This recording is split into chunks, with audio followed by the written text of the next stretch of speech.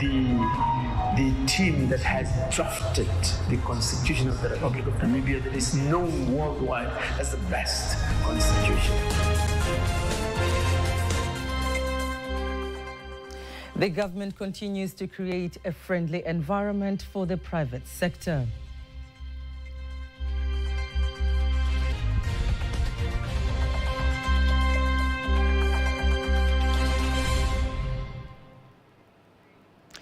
Good evening, I'm Kanki Mwegomole. You can also follow us live via our YouTube channel at TBConline and also get all the latest news through our Instagram, Facebook and X pages at TBConline.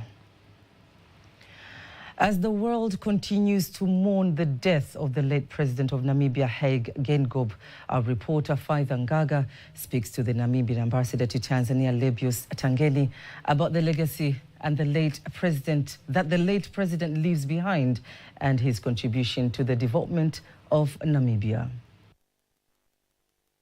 You had a chance to work close with President Hage. How would you describe him?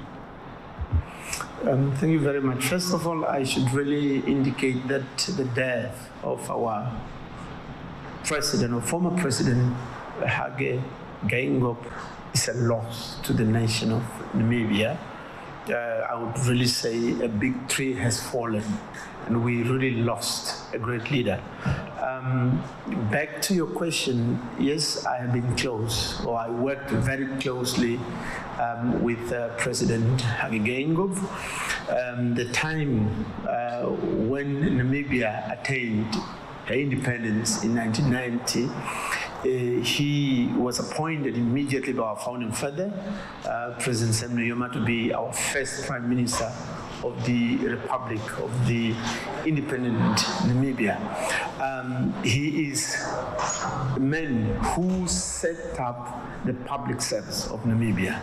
He is the brainchild of the public service of Namibia, and he has been also the chairperson of the Constituent Assembly, the team that has drafted the Constitution of the Republic of Namibia that is known worldwide as the best constitution. Also one of the leaders of the liberation struggles in Namibia, so he leaves behind a rich legacy. What would you say is the most notable legacy that the up-and-coming leaders of this continent can emulate in there? He is a man who had a very and important vision of building a nation. He has always been reminding us that Namibia is our house. So we live in this house as different tribes, for instance. But then he said always to us that when we are building a house that is consists of different tribes, we need to make sure that this house is built on a very strong foundation. In his tenure as president, how did he further foster the bilateral ties between Namibia and Tanzania? You know, Namibia and Tanzania are two countries that have got a very important history that is dated to the days of liberation struggle. The former and the late President Hage Geingob has been in this country during the time of our liberation struggle. The talking of bilateral has started long back before the independence of Namibia. So, but after the independence, then the official talks have started where the president, late President Hage Geingob, has been engaging the government of Tanzania in terms of development that we need to have, for instance, business between the two countries. We have the business people from Tanzania that could go to Namibia and identify business areas, for instance. So the bilateral talks have been ongoing, and we are building on that he has left still. Thank you so much, Faith Ngaga, with that report. In related news, President Mogwetsi Masisi of Botswana, accompanied by President Nangolo Mbuba of Namibia, visited the late President Hage Geingob's family's residence and conveyed condolences to the widow Monica Geingob. Here are more details. President Masisi is the first head of state to come extend condolences in person. You'll always be a sister. My wife is devastated. Yeah. She, 1 minute she was coming, and then she said she really couldn't handle it for now. Mm-hmm. So she'll come when, the time to bring her down to rest. But she expressed complete, sorrow. Yeah. I just want to tell you that we haven't told Hatzile yet. Oh. But he's done a lot for this country. He's done a lot for this country. I can hardly think of any of our contemporaries who have done as much and literally given his life. From school days. Yes. From school days. Yes. And with gusto. Even the times when he was, as a lone local representative in New York. It was tough. The ambassador of Iran to Tanzania, Hossein Alvandi Bikhine, says Iran is keen to deepen ties with Tanzania due to peace and stability that continues to prevail. Emmanuel Samuel has more details. Speaking during the dialogue on cultural issues that brings together students of higher education at the Iranian Cultural Center in Dar es Salaam, Ambassador Alvandi insisted that in order to develop better relations, cooperation in various fields, includes tourism and business between the two countries, is crucial. We can work much more because we have mutual interest, we have mutual understanding, and our leaders and people historically and now want to have enhanced our relations in terms of investment, trade, and especially in terms of science and technology cooperation. He adds that there is already a strategic plan set up by the Iranian embassy to Tanzania to enable citizens of Tanzania and Iran visit and exchange experience. We can have more Iranian and Tanzanian visiting each other countries, and these people, when they can go and visit each other countries more easily, then the business community will have more information, more opportunity for doing business. The director of Iran Cultural Center, Dr. Marif Mahsen, says the dialogue will help to develop the good relationship between Tanzania and Iran, while some of the students who have attended the dialogue insisted on the importance of participating on such dialogues. When we know each other better, we can maintain peace more. But when we don't know each other, always we think against each other in wrong way. So the first step is knowing each other, and the cultural field is the best field for knowing each other better. And as the Tanzanian youth, we are really ready, and we are eager to engage with the Iran Cultural Embassy so as to can boost our advance of technology, so as to can lead it to the other development of spheres of influence, especially in the social activities, cultural, economic. Thanks a lot for Iranian to invite us in Iranian Cultural Center. We've come here to interact with others. There is a lot of opportunities for us Tanzanian youth to interact with others. Reporting from Dar es Salaam, Emmanuel Samuel, TBC News. Every second Tuesday of February, Safer Internet Day is observed. This day is used to sensitize people on the safe and proper use of the internet. If used appropriately, the internet can be educative and help people to communicate and become closer. Observed with the theme Inspiring Change, Making a Difference, Managing Influence, and Navigating Change Online. However, cases of misuse of the internet has been reported all over the world. We are joined by the Tanzania Communications Regulatory Authority's Senior ICT Officer, Brian Kalinga.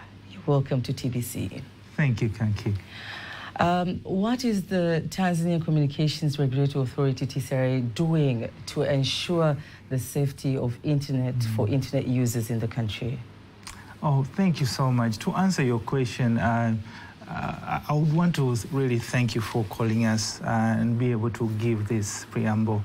But to answer this good question, it's important to give a little bit background of what TCRA, or Tanzania Communication Regulatory Authority, is doing. So, established by the Act 2003 for the purpose of regulating telecommunications, postal services, and broadcasting, is at the center of really managing the technology that we are all in this information age. It's true, there are many factors, there are many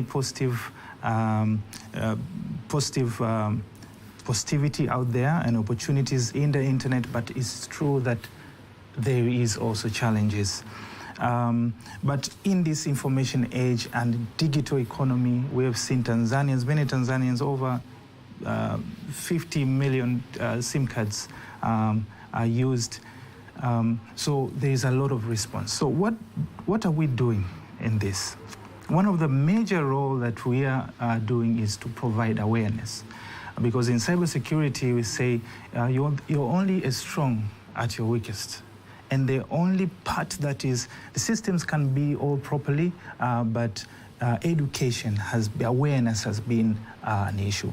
Recently, as today, we have joined the global community to celebrate Safer Internet Day. And we started celebrating it on 2nd of February. We realized that there is a particular niche of group of entrepreneurs who are women, and a lot of young men who are doing boda.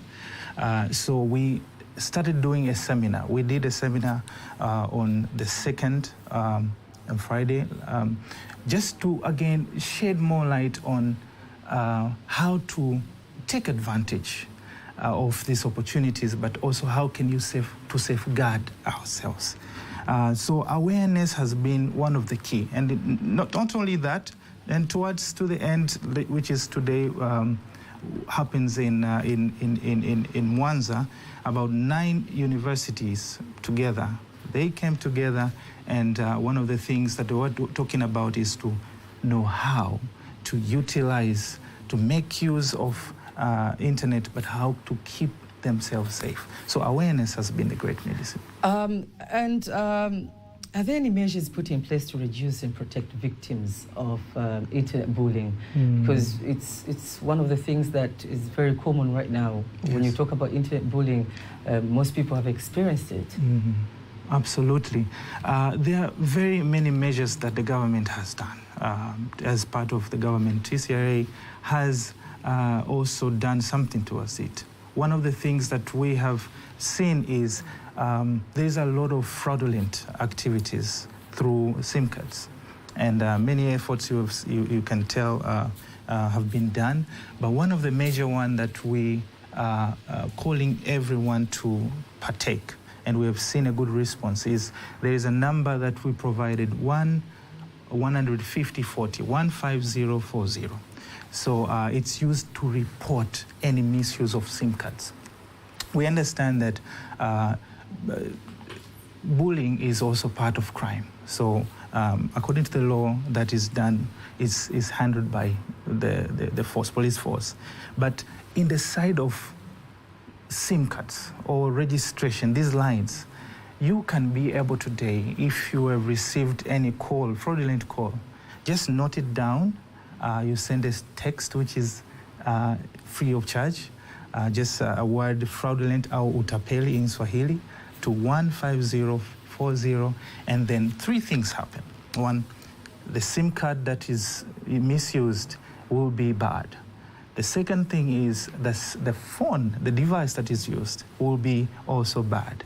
But also the third thing is the number that was used to register that SIM card will be also barred. So it's one of the measures that has been done, and we have seen a good response. We're calling upon also people that the users to make sure that they don't misuse this valuable instrument. Thank you so much for your time, Brian Kalinga, because you've actually answered the third question that I was just about to ask you. Just a quick roundup. Once the culprits are caught, what is normally done to them? Okay. Is it up to you or to the other side or the other force? Yes. Thank you so much for your good question. This Tanzania is governed by laws and regulations, and when it comes to crime and apprehending people, individual, it's similarly handled just the way it's handled physically. But in the cyberspace, the SIM cards will be taken care of, and we're calling upon everyone to make use of good use of communication services to empower themselves. Thank you so much, Brian Kalinga from TCRA. The citizens of Ikombe village, Kiela district, Mbeya region, have thanked the government for connecting them to the national electricity grid. Speaking after the electrification exercise in the village, the citizens say that the electricity will increase productivity and eventually add value to the products they produce, such as pottery. Here is a report by Aldo Mbata, read to you by Faitha Ngaga.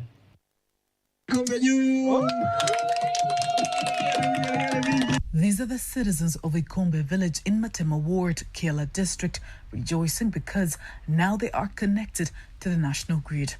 Paul Mwaki Huaja and Salome Kifwange are residents of the village.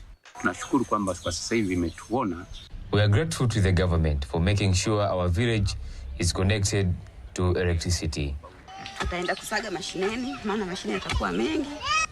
Due to the arrival of electricity, grinding foodstuffs will be much cheaper at the machines that were currently being used before, were generated by petrol, which were a bit expensive. Engineer Mustafa Himba is a rural energy agency contractor through Tbco company. He says more than 54 villages have been lit in Kiela district out of 57 villages. Na mwanzoni gharama mradi huo ilikuwa bilioni 36, bilioni 811. At first, the cost of the project was 36,811,000,000 Tanzanian shillings. But due to high demand of electricity in the area, the six-phase government had increased the scope in connecting electricity to more villages. On the other hand, the district commissioner of Kiela, Josephine Manasseh, has urged the citizens to be the guardians of the project's infrastructure. Mikumi National Park expects to break the record of tourists visiting the park by reaching 123,000 tourists in 2023-2024 from 109,112 tourists in 2022-2023, which will be the largest number of tourists visiting the park since it was established in 1964. Speaking to journalists who visited the reserve in a campaign dubbed Twenzetu Mbugani, which aims to encourage local tourism, the head of the tourism department of the Mikumi Reserve, Herman Mtei, says that the increase is due to infrastructural improvements, including the airport, roads, and existing animal attractions. Kajana tuliweza kupokea wageni zaidi ya 109,000. Last year, we were able to receive more than 9,000 guests. Up to date, we have been able to receive 76,000 guests, and we believe that 100,000 and 23,000 guests shall arrive by mid this year. Kwa kipindi cha mwezi wa pili ambao wote tunajua kwamba kuna ile siku yetu maarufu na maalum ya siku ya wapendanao. As we head towards Valentine's Day, I'm inviting people to come and share love with their loved ones at the Mikumi National Park, a reserve where you'll be able to see different types of animals, and Mikumi is easier accessible. The Executive Director for the National Public-Private Partnership, David Kafulila, says that the government will continue to create a friendly environment for the private sector in the country through various partnerships for the wider interests of the nation. He made the remarks in Dar es Salaam while receiving proposals from bidders in which he elaborated strategies to build infrastructure in the country through the private sector. Peter Mganga has the following report. Earlier today, the Executive Director for National Public-Private Partnership, PPP, David Kafulila, elaborated the effective strategies to cooperate with the private sector, as well as providing a detailed assessment of the process of finding a bidder who will implement the contract to construct an express road from Kibaha to Dodoma as a strategy to reducing road transport challenges. Last year where we issued the RFQ, request for qualification, and 9 companies submitted RFQ. Later on, end of last year, after evaluation, we remained with the 5 companies out of 9 companies submitted. And then today, we have seen that the opening show that we have 3 companies out of 5 companies which were given RFP, request for proposal. We are going to process this, undertaking evaluation for these 3 bidders. Furthermore, the Executive Director for National Public-Private Partnership, PPP, elaborated the criteria that will be used to find the bidder who will get the opportunity to build the road. We're going to pick a company with enough financial muscle to undertake this project. Number 2 is technology. We are going to pick a company with the credible technology to undertake a credible expressway. But experience, where have you done this kind of projects elsewhere in the world? Yeah. But also we are going to consider local content. To what extent your documents embody local content in terms of construction and maintenance, because we are building the economy for the people of Tanzania, so the people-centered development has been captured in local content law. So local content is part of the law, and it is part of the criteria. The express road construction project is expected to be implemented in various phases, including Kibaha to Chalinze, Chalinze to Morogoro, and Morogoro to Dodoma. Reporting from Dar es Salaam, Peter Mganga, TBC News. The Secretary General of Trade Union Congress of Tanzania, Dr. Harry Mkunda, says TUCTA has put in place effective strategies that will help to create a friendly environment for workers and employers in order to develop the country's economy. Peter Mganga has more details. Trade Union Congress of Tanzania, TUCTA, is a recognized and sole registered trade union federation in Tanzania. Established in 2001 and official registered in 2001, TUCTA serves as the national umbrella organization for 13 sector-based trade unions and representing the interests of members. Earlier today, the Secretary General, Harry Mkunda, explains TUCTA's strategies and plans for the year 2024. Our plans and the strategies goes in line with the same what we have said. So ours is also to improve issues of social dialogue between at workplaces generally. We are insisting on the social dialogue, and also we are going to do the capacity building of members and also the leaders who are also getting involved in the social dialogue issues, and also through bringing in workers in the discussion table with the employers. We find that this is very important for them and make sure that we really reach our target. Not only that, but also we are also looking forward to make sure that we improve the number of members in the formal and informal sector. Furthermore, Secretary General Harry Mkunda says various strategies are in place to reduce mass unemployment of youth in Tanzania. As TUCTA, in collaboration with employers, we have created something to do with TVET. TVET is a vocational training. So far, we have got a project with employers of making sure that we train youth on vocational education. We have a project of which is going now in support of our friends in Denmark. We have a training which is going to cover about 1,000 students. And among them, so far, we are now getting to the third batch. We will be remaining one, so that these people get trained and so that they get the job. Reporting from Dar es Salaam, Peter Mganga, TBC News. Thank you so much, Peter Mganga, for that report. Before we wind up the local news, let us now take a look at today's exchange rates according to the Bank of Tanzania.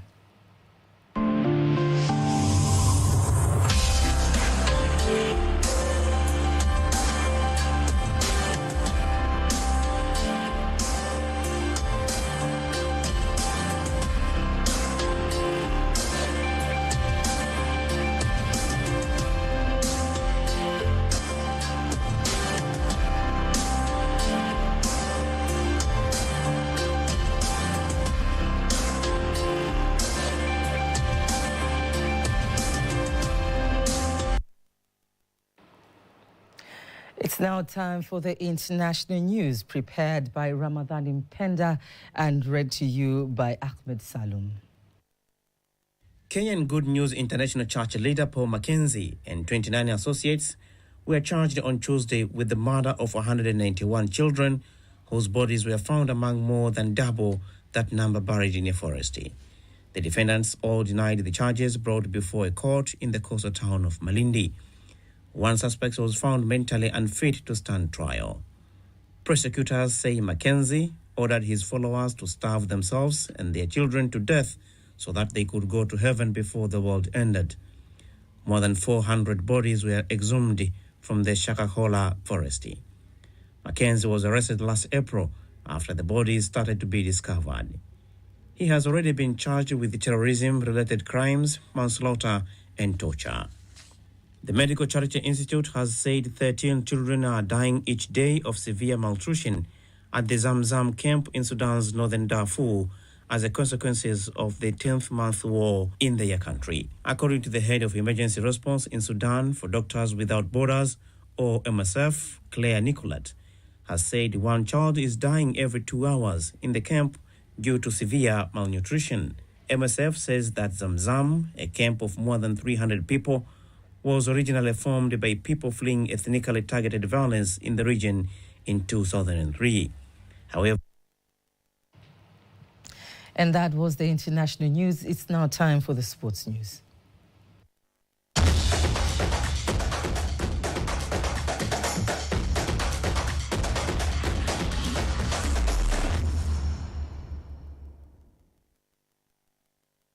Serengeti Girls head coach Hilda Masanje says they are doing tough preparations aiming at defeating Zambia in the return leg match and qualify for the World Cup. Hilda Masanje told TBC News reporters in Dar es Salaam that they are focused on tactical preparations, hoping that players will implement all the techniques against Zambia during the match and crush them out of the tournament. We have prepared well until now, and we hope we will win our game because there are a few days left before the game, and as a team we have worked on the parts that were a problem before the game itself. Serengeti Girls face a difficult task as they lost 5-0 and they have to beat Zambia by 6-0 to qualify for the World Cup. And the golf national team player Vicky Elliott says her current goal is to break the record in Golf World Championships taking place in South Africa in order to continue building the nation's reputation through golf. Vicky Elliott, who has been among the few players to have earned such international recognition, believes that the major weapon that will enable her to perform well is hard work and sports discipline. Tamani nipate kizazi cha kurithisha ama kumrithisha, yani kumkabidhi kijiti. I wish to find people who will inherit this game generation after generation, but also to play PGA like others who play in Europe. And through this opportunity, I will use it well. The only thing I do is training hard. And that was the sports news. And now, before we conclude the news bulletin for tonight, let's take a look at the weather forecast for the next 24 hours. Hello and welcome again to the next 24 hours of forecast starting tonight at 9 p.m. From Tanzania Meteorological Authority, my name is Ramadan Omar. Rainfall models are showing signal of rainfall over a few areas, especially along Lake Victoria Basin, west toward southern part of our country. And tonight, areas along Lake Victoria Basin, west, southwestern Highland, Rovuma, and the southern part of Morogoro region are expected to feature partly cloudy condition, thunder showers over a few areas. While central areas, together with southern coast, are expected to feature partly cloudy condition, light rain showers over a few areas. While the remaining region are expected to feature just partly cloudy conditions. And tomorrow, areas along Lake Victoria Basin, west, southwestern Highland, Rovuma, and the southern part of Morogoro region are expected to feature partly cloudy condition, thunder showers over a few areas and sun period. While central areas, together with Mtwara region, are expected to feature partly cloudy condition, rain showers over a few areas in sun period. Northeastern Highland, northern coast, Lindi, together with northern part of Morogoro region, are expected to feature partly cloudy condition, light rain showers over a few areas in sun periods. And now, let's have a look on the next 4 days of forecast over some regions of our country.